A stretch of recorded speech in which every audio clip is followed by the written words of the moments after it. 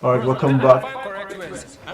All right, welcome back from that quick break. It's now time to look at the sporting arena, and I did tell you that we were going to have an icon right here in the studios.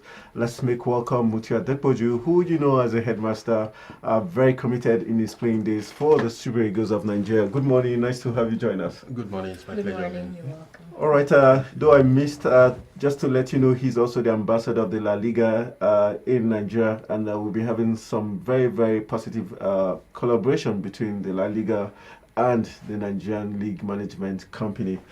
Okay, let's just kick start. First of all, nice to have you live. Yeah, it's my pleasure. Yeah. All right, looking at the ended Nigerian League now, the 2016-2017 league, which Plateau United did win. For you, how would you describe this season and the champions? Are you convinced Plateau United are the true champions of the Nigerian League? Yes, I'm convinced. Actually, Plateau United, they have been very, very consistent throughout the season. And right from the beginning, they showed that, they are up to something. And around week 5, week 6, when they were, at the top Yeah. with MFM, we were just, contemplating and asking, are we going to have, new champion in the Nigerian league? And after last year season, that Rangers after 32 years, won the championship. I think it was a very good season and very competitive. Except some calls, things that happened during in the terms season. of officiating. In terms of officiating, there's bound to be mistakes and all that, and we are all human beings. We are not perfect, but all the same, I believe the two United are worthy champion because they showed it all through the season and they won the league. We have to congratulate them. Okay, looking at the other two teams, MFM and Ayimba, who also have qualified for the continent, are you convinced these three teams will be able to do Nigeria proud in the continent? Well, talking about Ayimba is back. And they have experience. They've played so many championships in which I'm convinced. MFM is another team that are new in this, and I'm very, very surprised. Well, in the beginning of the season, I was not surprised because last season, they avoided the drop. At the last minute, and when the season started, they came up and they were doing very well, and even almost won the league. Because.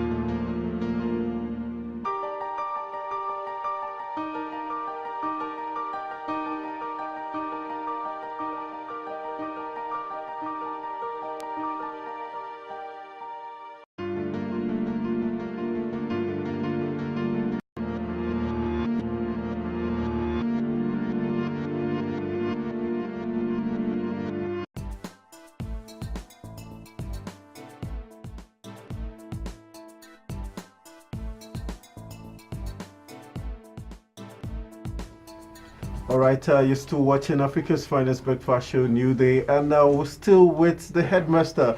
You remember him so much. Talking about Mutiu Adepoju, still in the live studios with us. All right, we're just about talking about your expectations for the three teams going to the continent: Plateau United, Ayimba, and MFM. So, do you think we're going to see better outing than we saw last year? Well, that's what we wish for. And all football fans, Nigerian football fans, wish for because in the past few years we have not been having very good representatives in the continent. But I believe Plateau United, they would have seen what happened to Rangers and Rivers United and. Wiki Tourist, last season, and I believe they're going to try and plan very well to make sure that they are worthy representative. Talking about MFM, I was talking about them earlier that they are new in this and all that. But they have very young players, but I believe they are going to do a lot of preparation, a lot of job to make sure that at least we have what the representatives. Okay. Just finally on Plateau United, do you think it was more down to Kennedy Boboye, the coach, or the players themselves? Who do you think was more instrumental in the performance? Well, I believe it was teamwork. Boboye is a good coach, okay. And he has proved it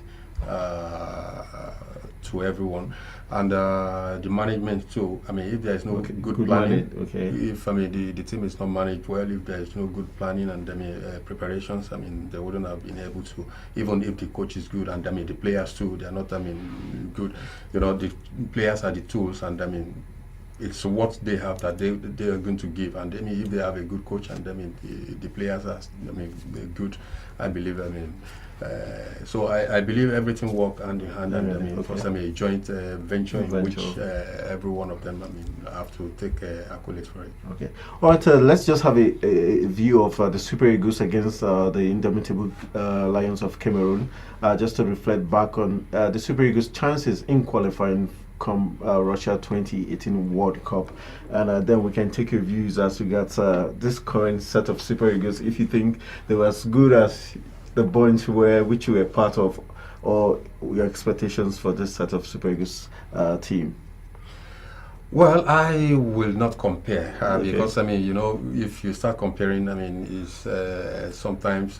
But do they have some qualities that the set of your own nowadays? They have quality. Time changes, and during our time, there are different qualities, different things, and all that. And nowadays, we have a lot of things that is, work, technology and all that, in which I believe, the players, when they get, everything, they're going to be.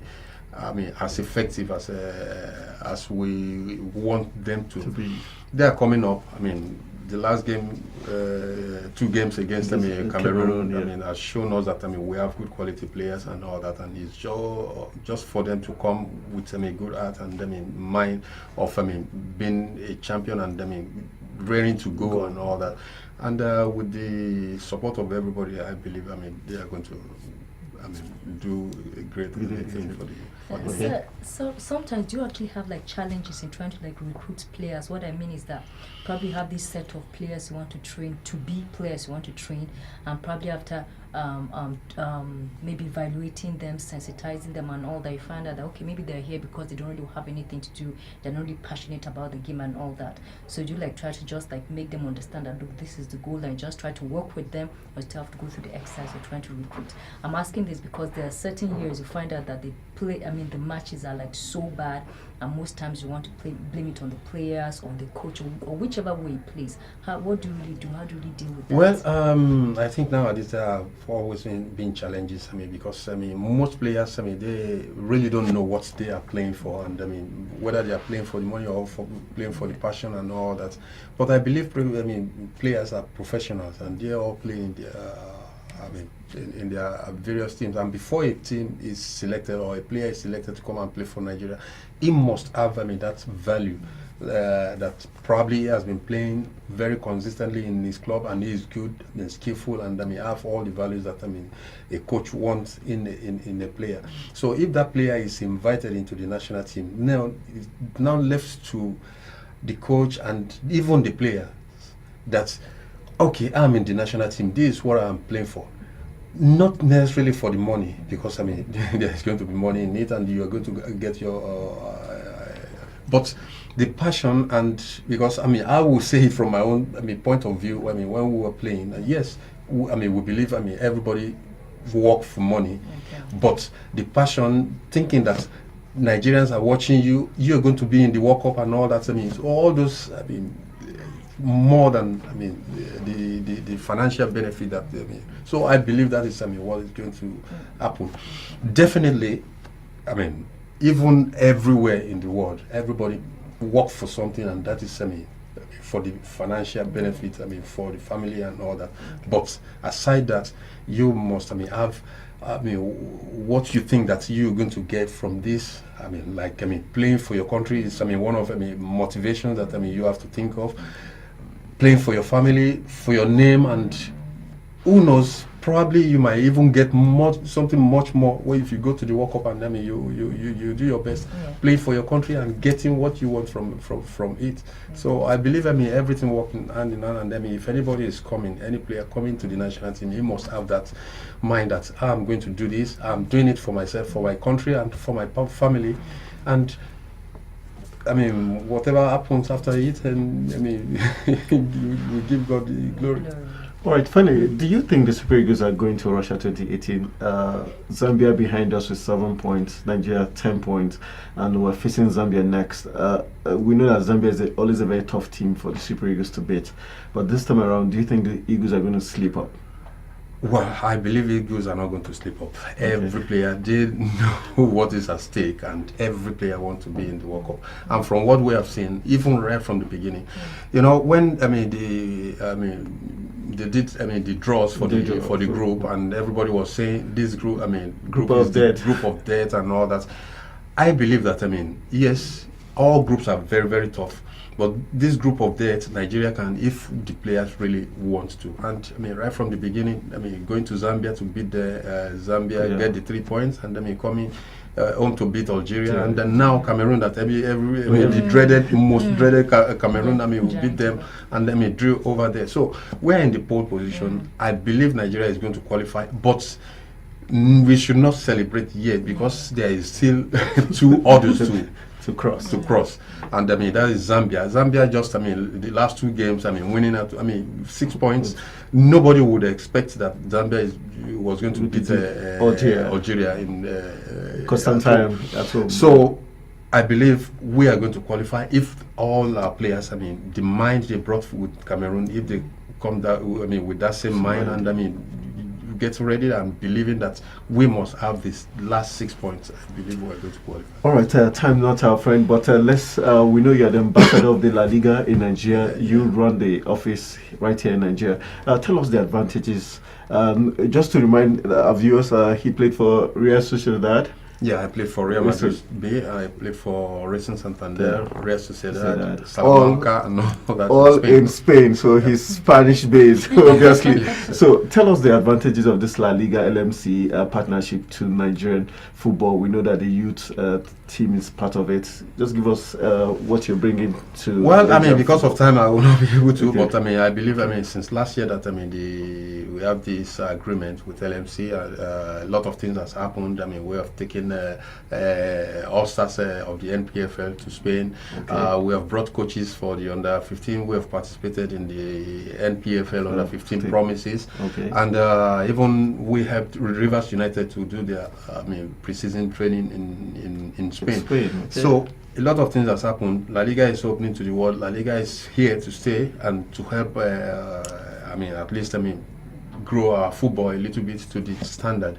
And for La Liga too, it's a two-way thing. To benefit from visibility and all that in Nigeria too, because Nigeria is one of the strategic countries that La Liga think that we can have visibility. La Liga is the best league in the world, and it's not just by. Are we likely to see Messi? Yes, everything can happen. We are likely to see a team coming to Nigeria to come and play. We are likely to see, Nigerian teams, under 15 or whatever, going to Spain and all that. So there are a lot of things that we're going to roll out, and we're going to see how La Liga and Nigerian football are going to start growing gradually. Okay. All right, we'd like to know how you were able to pull this off, bring in this La Liga partnership. Well, I believe it was, good work. Actually, La Liga, as it is opening, we have offices, all over the world. Okay. And the USA, we have in Dubai, we have office in Shanghai, India, in China, and Singapore. Okay. So La Liga is trying to open to the world. We have in South Africa too, and Nigeria is one of the countries that they believe we're passionate about football, and if they're in Nigeria, things can work hand in hand. And I believe it was a good work of the LFC chairman. That spoke with La Liga, and they had the partnership, which is one of the best things that could happen to Nigerian league and Nigerian football. She had a question as regards the female footballers, what La Liga was going to be doing for them. Yeah, actually there was a meeting with our correspondent in Lagos, with the chairperson of the female football, in which La Liga, which way La Liga can help. Probably in the next few months, we will see probably the winner of the Super Four going to Spain for friendlies and all that. Okay, that's good. So I hope the preparation is coming on well and all. Yeah, the preparation is coming up, and it depends on some logistic things and all that.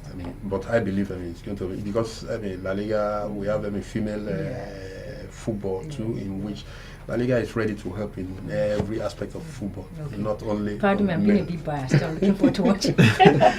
All right, I know the partnership is called technical and commercial partnership. Yes. So the technical part, my question is, I heard that they're going to be teaching us how to do the Spanish method of play. And my question is, doesn't it contradict Nigerian style of football, which most times people feel is Brazilian in nature? And commercial, are we beginning to see the commercial advantages? Yeah, well, let me talk about the technical. Football is a global thing, and each country have its own style and strategy. La Liga is not here to come and instill or enforce the system. Every country must have its own roadmap, style, and the way he wants to do things. The only thing is that football is just whether you have a style or this thing, you are still working towards the same goal. And La Liga is not enforcing their own system. They are just trying to help in a way in which football can be very successful.